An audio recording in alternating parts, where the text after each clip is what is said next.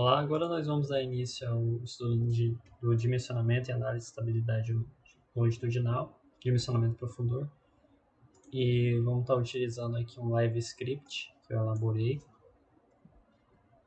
para dar aula, mas os scripts que serão úteis para o dimensionamento eu vou estar separando para que você possa estar utilizando.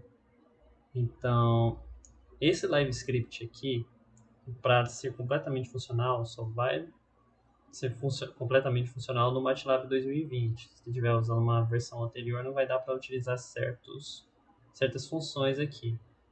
No caso, é só uma que eu utilizei aqui, mas já vai fazer uma diferença aqui na didática, que é esse controle de rolamento aqui. Isso, eu acho que esse nome aqui, Control Numeric Slider. Então, se estiver usando uma versão anterior do MATLAB, provavelmente você não vai estar podendo usar isso aqui. E é uma questão mais didática mesmo. Então, começando aqui a análise de estabilidade longitudinal estática, dimensionamento estabilizador horizontal. Tem aqui a tabelinha de conteúdos. Nós vamos começar por estabilidade longitudinal, contribuição da asa. Então, primeiro a gente vai definir a nossa base, que é o Nelson e o Miranda, para aeronaves convencionais. E algumas experiências de projeto. A gente vai estar utilizando um modelo que consiste na asa e no estabilizador horizontal somente. Então, para fazer a análise de estabilidade longitudinal, você tem que considerar a asa, fuselagem e estabilizador horizontal. Só que a gente não vai estar colocando aqui a fuselagem porque é uma análise mais... Não uma análise, mas os cálculos são mais chatos, vamos dizer assim. Tem muita variável ali. Se a gente começasse a colocar cada variável aqui para ser calculada, iria dar um trabalhinho maior. Mas a ideia aqui é entender como é que funciona a estabilidade longitudinal com esses dois principais fatores. Depois aí você pode estar colocando a derivada semi-alfa-f e o semi-0f nas equações, só o resultado, você faz um cálculo pelo Excel, que eu acredito que seja melhor, assim fica mais visível. E aí você coloca e calcula a contribuição longitudinal com a fuselagem. Então, a gente pode até estimar aqui, não nesse momento, mas você pode estar estimando também na hora dos seus cálculos. Então, começando pela asa, no geral ela vai possuir um efeito desestabilizante na estabilidade longitudinal. Isso acontece quando o centro de gravidade estiver atrás do centro aerodinâmico dela. Então aqui já se pressupõe que você tem esse conhecimento ali, deu uma lida no Miranda, sabe quais são os conceitos, e centro de gravidade já é mais trivial. Esse centro aerodinâmico você tem que estar sabendo ali o que acontece. A gente vai ver aqui também, mas é bom você já dar uma familiarizado com o capítulo de estabilidade do Miranda. Vou expandir aqui, a gente vai utilizar esse primeiro gráfico aqui à direita. Então vamos lá, primeiras entradas aqui, você já vai estar recebendo de aerodinâmica. Então área, corda média aerodinâmica, razão de aspecto da asa, série por alfa da asa, CMACW, HCW. A maioria desses, então, o único parâmetro aqui que estabilidade já vai estar utilizando é o HCW, que é 0,25. Por regra, a gente vai ver depois por quê. Eficiência da asa está em 0,9 aqui. Geralmente a razão de aspecto já está bem grande, não tem muito problema assim que vai diminuir a eficiência da asa. Então já dá para te considerar aqui um 0,9. E também os cálculos são um pouco chatos. E no geral, eu sempre considerei essa eficiência aqui. Nunca tive problema. E a incidência, o ângulo de ataque para sustentação nula é outra variável que vai estar vindo ali de aerodinâmica. Então aqui, focando apenas na asa, como temos todos os inputs vindo de aerodinâmica, só falta um, que se trata da posição do centro de gravidade em relação à corda média aerodinâmica. E esse HCG ele é obtido pelo cálculo do XCG, ou seja, a distância do bordo de ataque até o centro de gravidade. Esse parâmetro aqui vai estar variando, dividido pela corda média aerodinâmica da asa. Então, quando a gente varia HCG, vamos estar variando o XCG, de certa forma. Só que nos cálculos, acredito que seja uma forma mais simplificada, ele acaba sendo expresso em termos de corda média aerodinâmica. Então, vamos vindo aqui para a direita, temos a curva coeficiente de momento ao redor do centro de gravidade, variando em função do ângulo de ataque da asa. E inicialmente nós já podemos perceber que o coeficiente angular dessa curva aqui é positivo.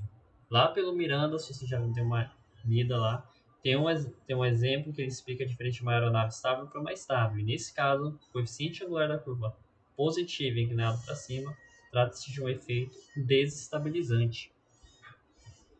Aqui à esquerda nós vamos estar olhando a magnitude e o ângulo aqui. Seria interessante nós identificarmos aqui sempre o ângulo em que essa curva cruza o zero do coeficiente de momento, ou seja, quando o coeficiente de momento for zero, a aeronave, nesse caso a asa, vai estar sem gerar momento em torno do centro de gravidade, ela vai estar tendendo a rotacionar naquele ponto. Então, no caso, esse ponto aqui está entre 4 e 5 graus. Para a aeronave, esse vai ser o ângulo de trimagem. No caso, seria o ângulo de trimagem só da asa, mas essa análise não é relevante agora. Mas apenas se atente a esses parâmetros. Esse primeiro, que é o ângulo de ataque aqui. Então, está entre 4 e 5 graus. Então, vamos dar uma olhada aqui primeiro nos cálculos. Mesma coisa que tem lá no Miranda. Então, aqui a gente tem uma função com as saídas e as entradas. Aqui trata-se de uma função que é local ao script. Então, aqui no final dele eu vou estar dando... Eu posso encontrar essa função aqui da asa, contribuição da asa. Então, os cálculos são bem tranquilos. O alfa de sustentação no da asa primeiro é convertido de grau para radiano. Lembre que você deve fazer os cálculos em radiano. E quando a gente quiser entrar ou obter uma saída que seja um ângulo, que seja em grau. E os cálculos internos, por conta das derivadas estarem muito em radianos, você está utilizando ali também o grau radiano. Derivada é 1 sobre radiano.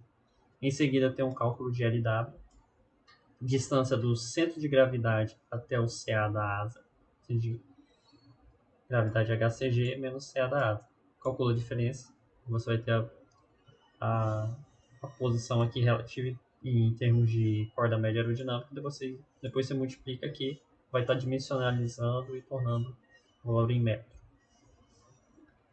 Em seguida tem o cálculo de coeficiente de sustentação para alfa igual a zero. Aqui é a equação da derivada. A gente considera a incidência nula aqui, porque a incidência vai entrar em outro ponto, ou seja, o ângulo de ataque inicial, menos o alfa que foi convertido anteriormente. Em seguida vem CM0W e CM-alfa-W, derivada e coeficiente de momento para alfa igual a zero. Que os cálculos são bem tranquilos, praticamente a cópia ali do Miranda. Então vamos ver agora o comportamento de estabilidade da asa. Então, para o CG que está atrás, HCG igual a 0,5 atrás do centro aerodinâmico é 0,25, ou seja, está mais próximo ali do bordo de fuga, a contribuição é desestabilizante, aquilo que a gente vai estar esperando no nosso projeto.